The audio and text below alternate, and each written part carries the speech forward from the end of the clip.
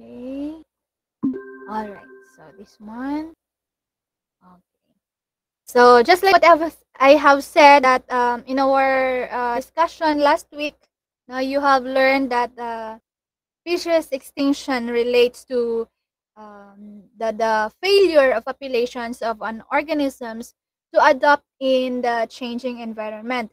And as we all know that our environment is changing due to the disturbances or due to the other factors now caused by human activities or the anthropogenic causes.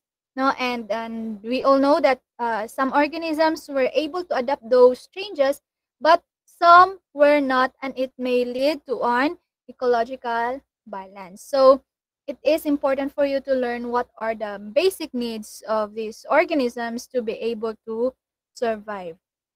And we will start with what we call producers or the plants. So you already know in your previous years that autotrophs, such as plants, can produce their own food, right? Through a process called photosynthesis.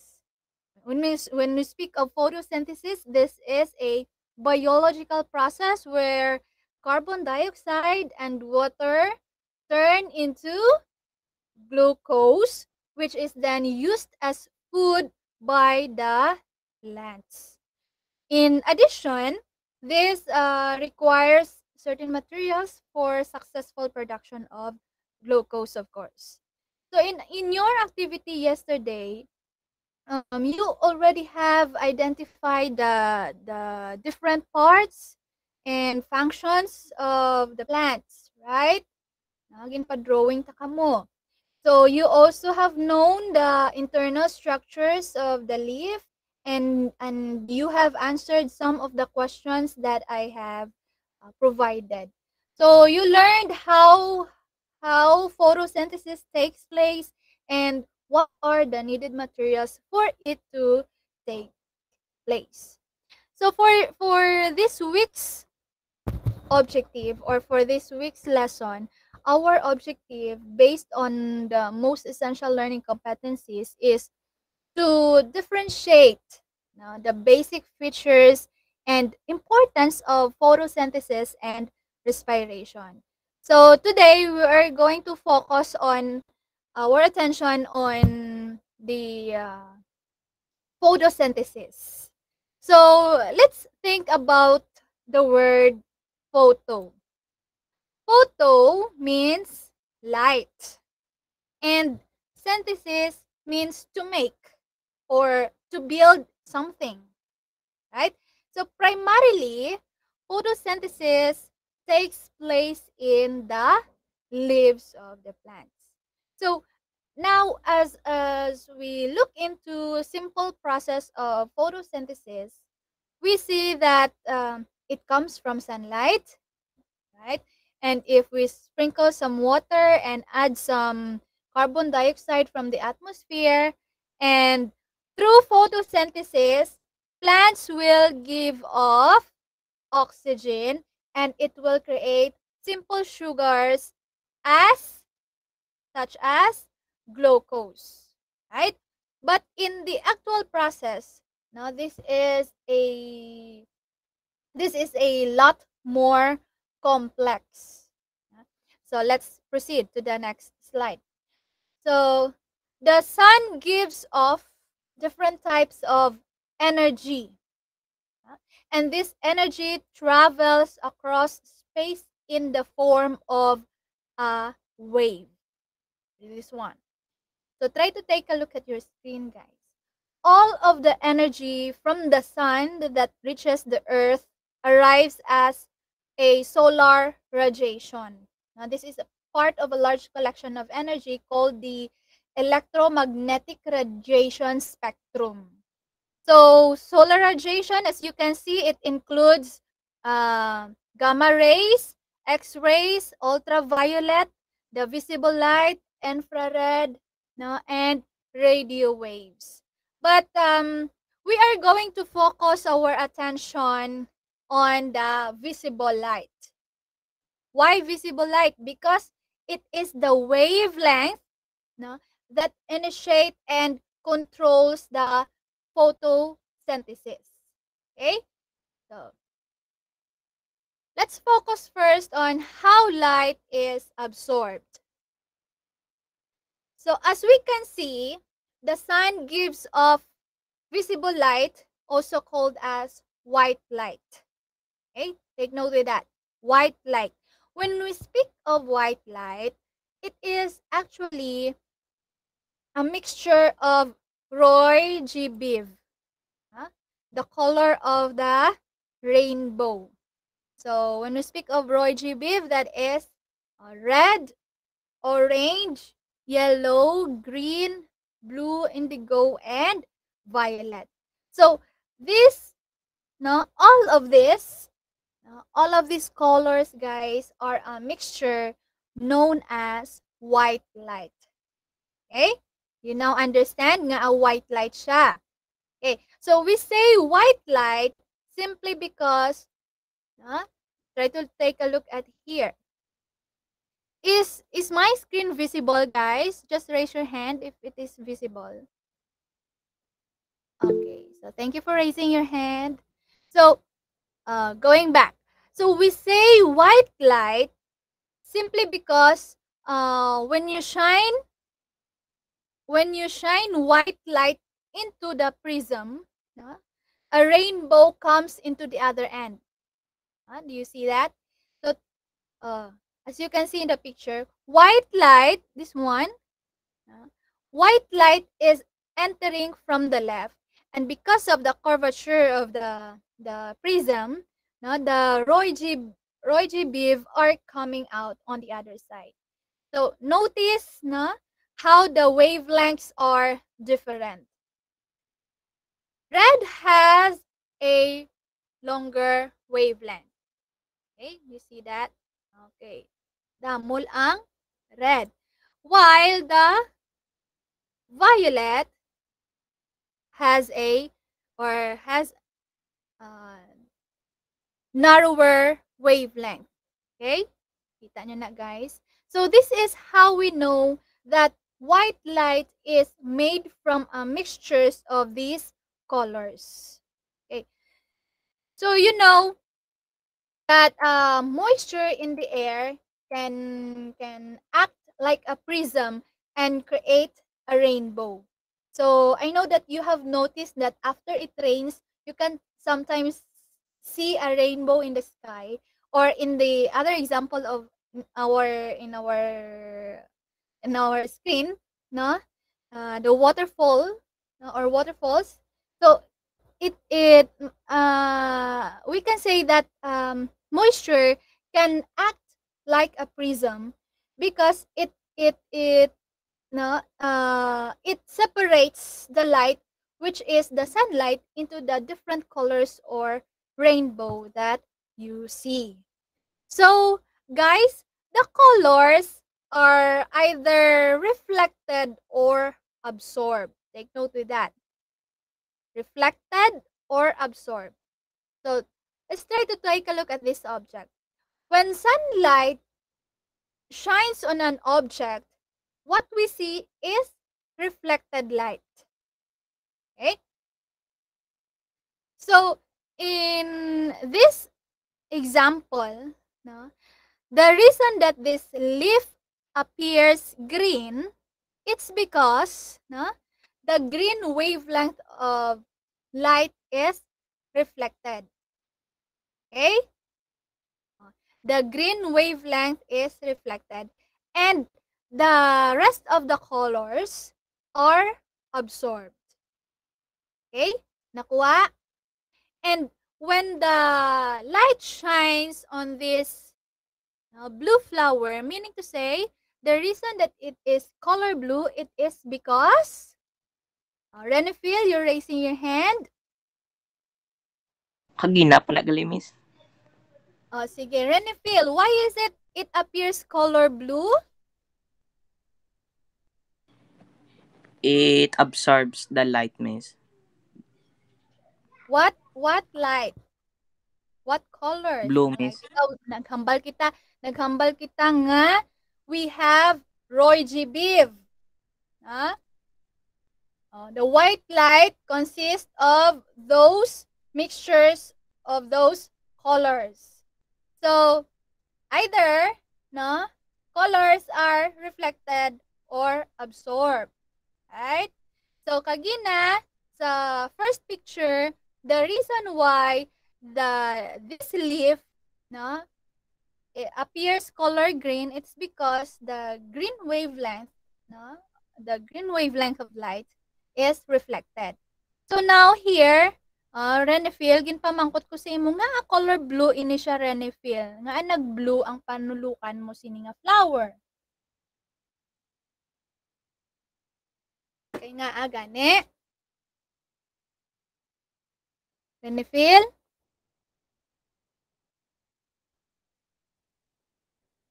Ari pa di si Renefil?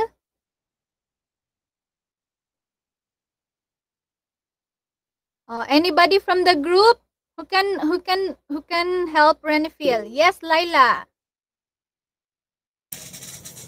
The flower absorbs every other color except blue because it reflects the color blue.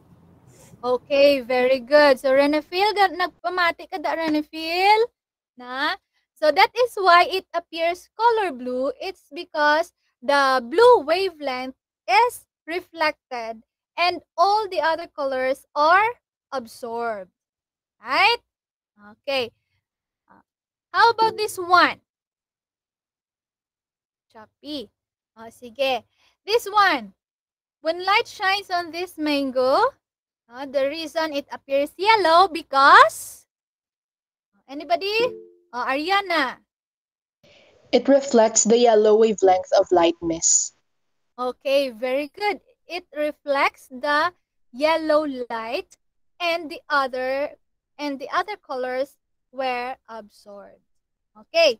Now, naintindihan nyo na ha? Okay. So next, how about now when we look at white object, like this one. This is a white mug. So the reason that this object appears white simply because ano naman? What happened to the colors? Ginaano niya? Naanog white ang colors ina. Anybody from the group? It appears white because... Yes, Taichi? White objects appear white because they reflect all colors. Okay, very good. Because, as we said earlier, white light consists of those mixture of colors of the rainbow.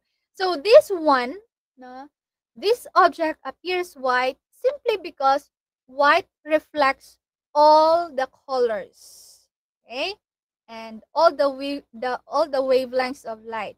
And when it enters into our eyes, our brain interprets this as a color white. Okay. The opposite of that is color black. Now, what is the reason why it appears color black? Yes, Jaime. This is because black objects absorb all colors, so no light is reflected, miss. Okay, very good. So, this object, when light shines on the black object, nothing reflects. It always absorbed, and that's why this object or this mug appears black because there's no light reflecting into our eyes. Okay, so all the colors was absorbed by this black colored object. Okay? So, naintindihan nyo na. So, naging white siya because all colors was reflected and naging black siya because all colors were absorbed. Wala sang may gin-reflect. Okay. So, now, how are we going to relate this to photosynthesis? So, when we relate this to photosynthesis, plants, as we all know, mostly have green leaves, right? So which means that they are reflecting the green wavelength, but the other colors were absorbed into the leaves and are going to be powering photosynthesis. Okay, gets? So let's proceed. In this graph, we can see, for instance, no, that this graph shows the wavelengths of light that most power the photosynthesis. So if you notice, there's a peak around 400 nanometers. Well, that's the wavelength of blue, blue light. And there's another peak around 700 nanometers, and that's the wavelength of red light. So therefore, blue light and red light are most stimulating for plants in the process of photosynthesis. Ironically, the color green, as you can see in your screen, the color green around 550 nanometers, in which we most observe with plants, actually has the least amount of impact in their ability to do photosynthesis. That is because most green light is what? Reflecting, and very small amount of green light is actually absorbing into the leaf. Okay? So, if we are going to look at the general definition of photosynthesis, it is the process that converts solar energy into sugar, which is glucose. And this formula outlines the photosynthesis. So we have here 6 carbon dioxide, and 6 water molecules, plus the presence of light. It produces sugar, which is the glucose, and the oxygen. So as you can see, in the left side, we have here the reactants. The reactants has a, we have carbon dioxide and the water. And in the presence of light, will produce sugar in the form of glucose and oxygen. Okay? So now, the question is, who performs photosynthesis? Well, as we all know, autotrophs are organisms that produce its own food using light, water, carbon dioxide, and other chemicals. Because autotrophs produce their own food, they are sometimes called the producers. Okay? So now we typically think of plants as doing photosynthesis, right? Okay. But they are not the only one, guys, that produces their own food. The other example is we have algae, the phytoplankton, which is the basis of ocean food webs. We also have the kelp. They can grow in huge amount of underwater forest, and even some bacteria known as cyanobacteria are photosynthetic, meaning they can produce their own food through the process of photosynthesis. So there's a lot more autotrophs than just plants. Okay? Naka-follow, guys? Please take note with that. Okay, naka-follow? Just raise your hand. Okay, very good. So now let's proceed to the other slide. Okay. So photosynthesis is also what we call endergonic chemical reaction. What is endergonic chemical reaction? It simply means that photosynthesis requires the input of energy from the sun. Take note with that, guys. That is why tinawag na siya endergonic chemical reaction because it simply means that photosynthesis requires the input of energy from the sun. And sunlight is the energy that is input to power photosynthesis. And when we talk about the end result, what's created here is the sugar and the oxygen. Okay. So here, our end product. So we have sugar and oxygen, which is oxygen is the waste gas and simple sugar is the glucose. Okay. So now, as we all know that typical parts of the leaves are the upper and lower epidermis. Okay. To take a look at this slide. So the typical parts of the leaves are the upper and the lower epidermis, which is the outermost protoderm layer of the cells that protects the leaves, of course.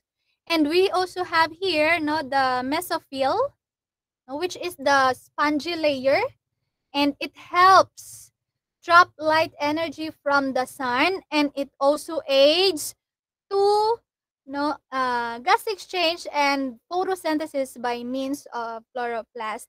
And also we have here the vascular bundle, this one, which transports critical substances like manufactured food and water. And we also have here the stoma or stomate, also called stoma. Now, plural is stomata or stomas, which are the small pores on the surfaces of leaves and stalks. And ano ang functions ng stomata? It helps to regulate the flow of gases in and out of leaves and thus plants as a whole. So if we try to take a look at a closer look, and if we're going to zoom out into the leaf, we can say or we find stomata on the underside of the leaf. It's how they take in carbon dioxide from the atmosphere and then give off the oxygen created by the process of photosynthesis. So now, let's try to take a look at the structure in cells that allows them to do photosynthesis. And this is the chloroplast. Chloroplast, guys, is the site of photosynthesis which contains chlorophyll. Okay? The chlorophyll is the organelles that carries out photosynthesis. Take note with that. And on the other hand, the organelle that is responsible for cellular respiration is the mitochondria. Now these two processes are exact opposites of each other. Take note with that. So, chloroplast or is the organelle that carries out photosynthesis, while the mitochondria is the organelle that is responsible for cellular respiration. So take note that these two processes are opposite from each other. Why? Photosynthesis converts carbon dioxide and water, right? So, gin-convert niya ang carbon dioxide and water into, ano to gani aton nga end product kagina sa photosynthesis? Anybody? Yes, Ariana? Glucose and oxygen. Okay, so we have glucose and oxygen. Okay. So, in cellular respiration naman, guys, on the other hand, cellular respiration takes glucose and oxygen gas and then it converts now back into carbon dioxide and water, releasing energy in the process. Okay? So, we will know more about cellular respiration next meeting na. So, we are going to focus here first on the photosynthesis. Okay? So, you need to be familiar with these two processes, no? The photosynthesis and the cellular respiration. So now the pigment that is responsible for absorbing light energy is known as chlorophyll. Okay? It absorbs red and blue light. However, it reflects what kind of color? Ano gani ang color sa aton nga chlorophyll? Yes, Angel? Greenness. Okay, very good, no? However, now chlorophyll reflects green light. This is why most of the plants appear color green. So take note with that, guys, ha? The chlorophyll absorbs more on red and blue light. And it reflects the green light. Okay? So clear? So can we proceed? Just raise your hand. Okay, thank you. So now let's proceed. So we have two stages of photosynthesis. Stage 1 being the light dependent, or the stage that depends upon sunlight, which is the light dependent reaction, and the other one is the light independent reactions. The light dependent reaction, guys, occurs in the thylakoid membranes within the chloroplast. Try to take a look at your screen. This is our chloroplast. So take note that the light dependent reaction depends upon sunlight. Nag-require gina siya light energy. From the word itself, light dependent. Okay? So, hindi na siya take place or di naga-occur. So, it takes place inside the thylakoid membranes within the chloroplast. Again, chloroplast is a cell organelle having a double membrane composed of the inner membrane, and the outer membrane. It is where stacks of thylakoid, this one, as you can see, muna siyang nakita niya, thylakoids, and if you are going to take a closer look of a thylakoid, it looks like coins or frisbees stacked on top of one another. So guys, one stack of thylakoid is known as granum. So, amo ni siya ang isa ni siya ka-stack sini sang thylakoid, meaning it is called as granum. Okay. So, if it is in multiple stacks, this is called as grana. So, kaya nagdamo na siya, makita nyo. So, it is called as grana. Now, plural form of granum. This is surrounded by liquid-filled space called the stroma. This one. Okay, stroma. Kita nyo, guys? Klaro lang? So, the stroma plays a role in the process of photosynthesis. And if we are going to open the thylakoid, makita nyo sa sulod sang thylakoid is the lumen, fluid. Fluid inside the thylakoid is what you call the lumen. Kung i-open ta na ang thylakoid, makita nyo na ang lumen. L-U-M-E-N. Okay. Next. Okay. By the way, the light independent reaction occurs in the stroma. Okay? So, ang light dependent reaction naton, ara siya naga-occur sa thylakoid. Okay? While the light independent reaction occurs in the stroma, which is, ano to gani ang stroma? It is the liquid-filled space nga naga-surround sa thylakoid. Okay? Klaro? Okay, proceed. So in the light-dependent stage, okay, is that energy from the sun hits the chlorophyll in the thylakoid membrane. Okay, then as we all know that one of the material or raw material that photosynthesis should take place is water. Then water is split into oxygen, no, or yes, correct, oxygen, no, then as a waste gas, and then it provides also hydrogen to use as ATP and NADPH. Okay, so when we speak of ATP, that is adenosine triphosphate, and NADPH is the nicotinamide adenine dinucleotide phosphate hydrogen. Okay, the ATP is the source of energy for use and storage at the cellular level.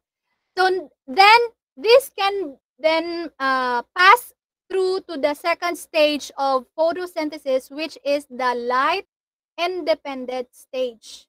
Take note that in the light independent stage, it does not require any light for this stage to happen.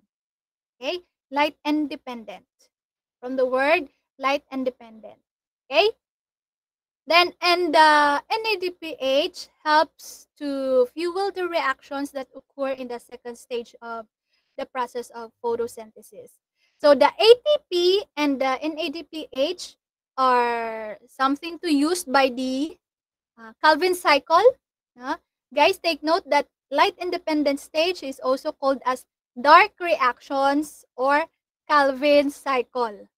Okay? Dark reaction siya, it's because it does not require any light. Okay. So now, the Calvin cycle takes carbon dioxide from the atmosphere. Take note with that, guys. And it uses the ATP, the energy from the ATP and NADPH to produce the glucose that need from this whole process. Okay, so again, no, the Calvin cycle requires carbon dioxide from the atmosphere, and it uses the energy of the ATP and NADPH to produce glucose. Okay, so that's how photosynthesis, that's how, or what do you mean? That's how photosynthesis takes place in the plants. Okay, so we have here now two stages of photosynthesis, which are the light-dependent reactions and the light-independent reaction. Okay, and to summarize this, okay, so let's try to answer this question or to this table. Okay, so what are the two types of reaction? Yes, Angel. Light-dependent reaction, miss, kag light-independent reaction. Okay, so the light-dependent and the light-independent reaction. So, ano ni siya nga process or ano siya nga, what process has two types of reaction? Yes, Robea? The photosynthesis, miss. Okay, photosynthesis. So, photosynthesis has two types of reaction, and according to the answer of Angel, it is the light-dependent reaction and the light-independent reaction. Okay, so next, where does the light-dependent reaction occurs? Yes, Brent? Sa thylakoid, miss. Okay, so let's try to check. Okay, so the light-dependent reaction occurs in the thylakoid. How about the light-independent reaction? Yes, Raven? It occurs in the stroma. Okay, very good. So now the light-independent reaction occurs in the stroma. Next, what are the required raw materials for the light-dependent reaction? Same hands are raising. How about the others? Let me see. Lloyd. Yes, Lloyd. Water, miss. Water lang ba? Ay, water You and have- sunlight, miss. Okay. So, let's try to check. Check man ang answer ni Lloyd. Water and sunlight. No, in the light-dependent reaction. Okay, very good. The water and the light energy are the required materials for the light-dependent reaction to take place. How about in the light-independent reaction? Ano naman? Yes, team. Water, light energy, carbon dioxide, and other raw materials, miss. Are you sure? Is it correct ang answer ni Timothy, guys? Correct ang answer? Nagsubra ka ata sa ginhatag mo, Tim. Now, requirements for the Calvin cycle or for the light-independent reaction. Who can help, Tim? Sige. Chanel. The requirements are carbon dioxide, ATP, and NADPH. Okay. So, Tim, the only requirement for the light-independent reaction, no, is the carbon dioxide, the ATP, and the NADPH. So, balik na to bala sa aton nga ano ha. Diba? This one, Tim, this one is for the light-dependent reaction, no, sa left side naton. So, ang requirement for the light-dependent reaction to take place is water and sunlight. Okay? So, then, ang iya nga opposite naman is the Calvin cycle, which is ang kinahanglan or ang requirement sang Calvin cycle is the ATP, the NADPH, and the carbon dioxide. Diba? Gin-use yan niyang energy sang ATP kag sa NADPH para makaproduce sa glucose. Klaro na, Tim? Yes, miss. Sige. Ang ginhatag mo kagina, no, nagsubra na to, water and light energy is the requirements for the light-dependent reaction. Okay? So, ang requirement lang for light-independent reaction to occur is the carbon dioxide, the ATP, and the NADPH. Okay? So, now, what does the light-dependent reaction produce? Ano naman ang iyang end product? Yes, Krista Joy. Glucose and oxygen. Again ha, light-dependent reaction. Yes, Johan. Sakto ang answer ni CJ. Yes. ATP, NADPH, carbon dioxide, and glucose, miss. Take note ha. Light-dependent reaction. Ano to ang iya nga product? Daw nagsubra ha. Felicity. Oxygen, miss. Oxygen? Sure na? Ano pagid? O kompletuha ang answer. Sino makahatag sang complete kag correct nga answer for the light-dependent reaction? Anybody? How about Carlo? How do you see Carlo? Oxygen, ATP, and NADPH. Okay, so is it correct? Let's try to check. Okay, so yes, of course, no? Kagina sa aton nga illustration, the end product of the light-dependent reaction is, ano tong iya nga na-produce? Of course, the oxygen. Na? Then the ATP, no? Ang ammonia ATP and NADPH, which is an energy nga kinahanglan naman diri sa aton nga light independent reaction. So, amo ni siya ang product sang light-dependent reaction. Take note with that, guys, ha? Tatlo ang iya nga na-produce. Oxygen, the adenosine triphosphate, and the NADPH. Okay? How about in the light-independent reaction? Ano naman iya nga product? Oh, yes, Ariana. Glucose. Okay, of course, no? The glucose. Okay?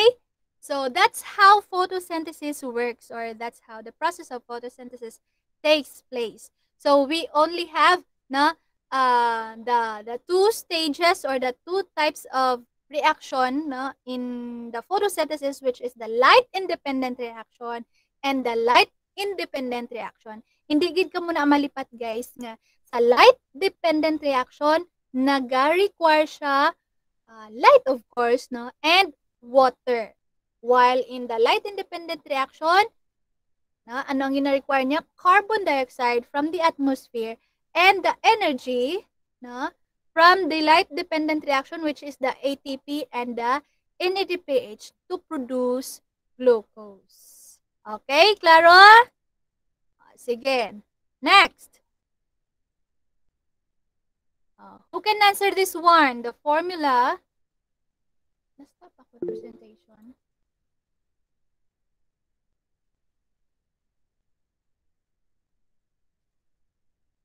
Okay, this one.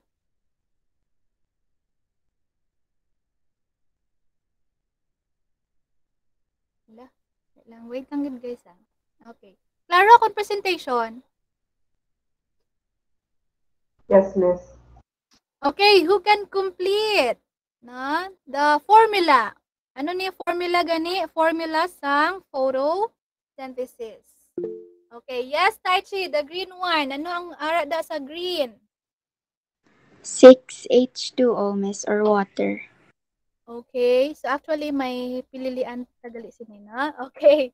So in the green one, ano ang kulang di is the water. 6 hydrogen, I mean 6 water molecule. Okay?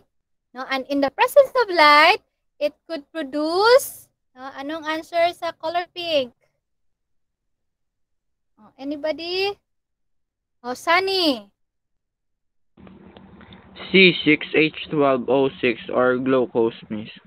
Okay, very good. So we have C6H12O6 or the glucose. Sugar na natin. And how about in the blue one? Yes, Renefil. O2 or oxygen, miss. Okay, so we have, ano na di? Pila ka, molecules ang oxygen? 6, miss. Okay, very good. So we have 6 oxygen molecules. Okay, so now, what do plants need for photosynthesis? You can choose your answer in the box. Sige, mangita ta dibi? Same hands are raising. How about the others? Chanel? Water, carbon dioxide, and energy. Okay, the plants need water, carbon dioxide, and energy. What kind of energy is this? Yes, Taichi? Light energy, miss, from sunlight. Okay, light energy. Now coming from the sun. Okay, so the plants need water, carbon dioxide, and energy for photosynthesis. What are the two stages of photosynthesis, Raven? Light dependent reaction and light independent reaction. Okay, very good. So light independent reaction is also called as Jorain.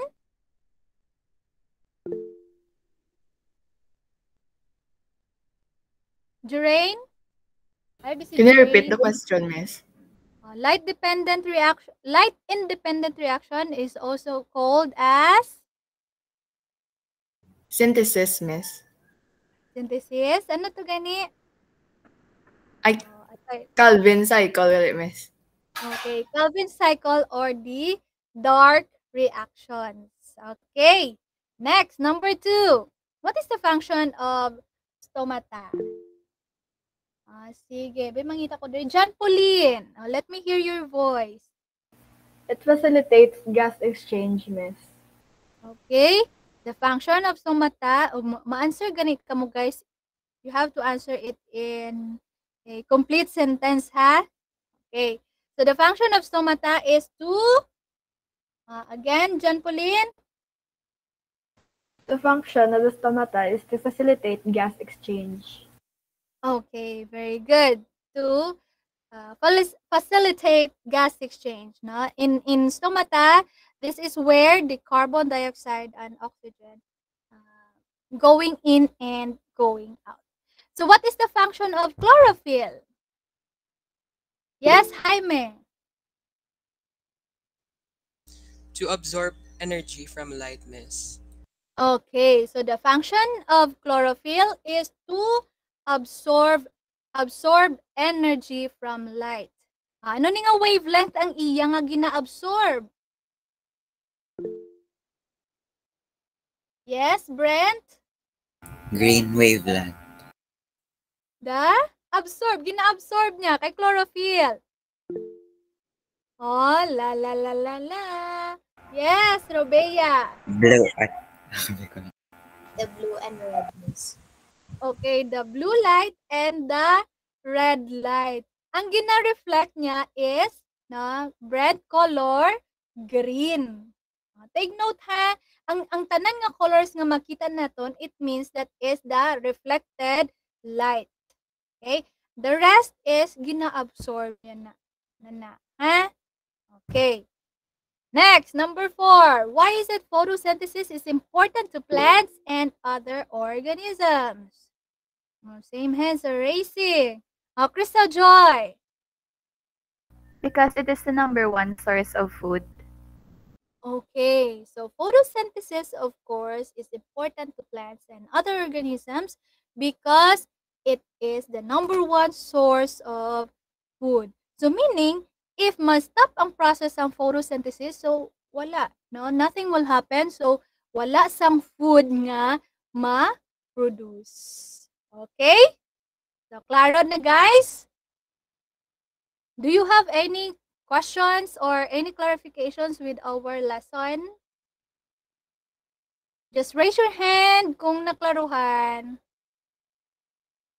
Klaro man? Okay, very good. So, as your assignment, no? Okay, para hindi na ako magsigi ano pa sa inyo sa classroom. Now, as your assignment, no, it's already 11:52. Okay, who can read our assignment? Any volunteer from the group who can read our assignment? Yes, Tai Chi. Alert si Tai Chi. Assignment, activity, getting to know cellular respiration. Let's find out. How do cells respire during a short exercise? Try a short workout for you to start with. Note, take a video while doing the workout. Follow the following instructions. Note, try to take 15 seconds rest between each exercise. Squats. Stand with your feet and arms stretched forward and lower your body. Do it 20 times. Jumping jacks. Stand with your feet shoulder width apart. Raise your arm and clap over your head while jumping. Do it 20 times. Bicycle crunch. Lie face up with fingertips behind ears, knees bent at a 90-degree angle. Lift head and shoulders off mat. Bring right elbow to left knee as you extend right leg out straight. Quickly reverse the movement to repeat on the other side, bringing left elbow to right knee. Continue to alternate. Do it 20 times. Answer. What do you feel after doing the exercise? Okay. So, thank you, Tai Chi. So, this is simple activity lang or simple assignment lang para sa inyo, workout. But, guys, if may may mga health condition kamo, so you can ask a member from your family to do the workout. No? And then, kamo na din ang ma-ask sa ila if how did they feel or what they feel after doing the exercise. Okay? So, take note. Pwede nyo lang ma-time-lapse ang video para mag-anong siya dahil mag-attach ka mo sa Google Classroom.